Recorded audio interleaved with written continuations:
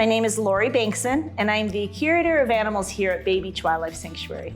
We were actually established in 1936, so we're celebrating our 85th year this year, and we started as a wildlife rehabilitation facility with just 5 acres and 2 lagoons, and now we've grown into a facility that has over 600 acres and 12 lagoons. So Bay Beach Wildlife Sanctuary actually has a 3-facet approach for the community. Number 1, of course, is wildlife rehab, and that's what we are based on. We take in orphan, injured, and ill native wildlife from Wisconsin. People can bring them here, or the DNR, or animal control officers, where we give them that chance to be healed, raised, release them back into the wild. We also provide education, so we have a full naturalist staff that does programs using animal ambassadors or taking people for hikes or teaching them how to snowshoe. And in that same facility, we have a 4K also. So we have a couple of classes, a 4-year-old kindergarten where kids can be outside and explore. And then our other part is just being outside in nature and maintaining a natural space, not just for wildlife, but for people to come out and hike. They can ski in the winter.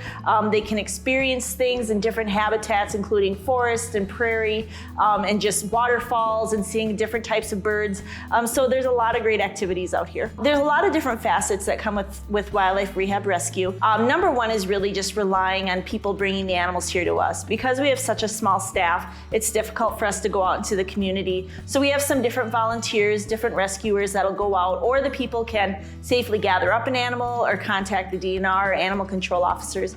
And that animal comes in here and we give it a full evaluation, head to toe, front to back, because sometimes there's an obvious problem and sometimes we have to look for something that might be hidden. We give them an initial exam and find out what's wrong with them and try to help them out. Our rehabbers give them medicine, food, clean their cages. When they're ready, we move them to larger cages so they can start getting more active and more exercise.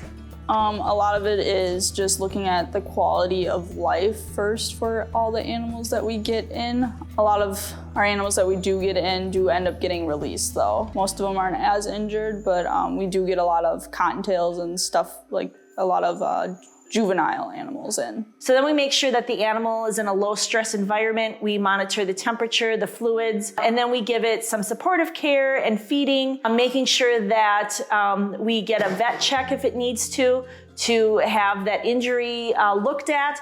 And then it's just a matter of time and supporting that animal so it can heal from a broken bone or head trauma from hitting a window, or like a turtle with a shell crack that was hit by a car. And just making sure the animal's getting the food and the proper care, and that our staff is staying safe too. We have a lot of great ways for people to help out Bay Beach Wildlife Sanctuary. One is coming in to volunteer. They can look us up online at baybeachwildlife.com. We have volunteer applications and some information. We're always looking for volunteers, whether that's working outside and clearing invasive species or helping with the trails, or working with the animals directly, whether it's the captive population or a rehab group. People can also donate items, and some people have fundraisers where they'll gather up gloves and paper towel and bleach and bring that in here for the animals. That's always a big help. And then the other way too is just for people to support Bay Beach Wildlife Sanctuaries, come out to events, come out to our trails. Just coming out here and feeding the ducks and geese has been a tradition for 85 years, and really coming out and enjoying the outdoors here with us too.